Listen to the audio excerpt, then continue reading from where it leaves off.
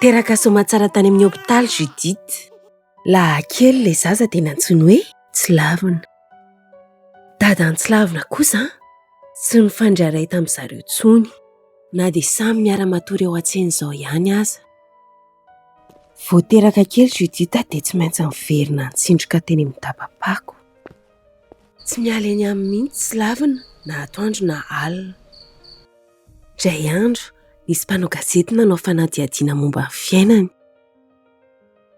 Paritaka be ilay tantara teo amin'ny tambanjotra serasera ka nisy asosiasiona voninandray azy mianaka vonjy-maika. Tao vao nahita vaksiny ara-dalàna sy nojereny dokotera akaiky Tsilavina.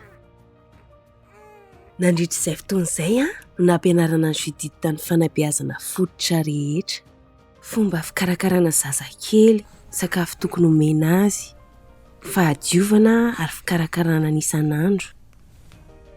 Ny nofinofon'ny Judithe dia hianatra ahandro sakafo ary hanana ny tsenany manokana indray andro any. Ny tanjony ho an'ny Tsilavina kosa dia ny hampianatra azy toy ny zana-bahoaka ary ny havitany fianarana farany ambony indrindra izay vitany.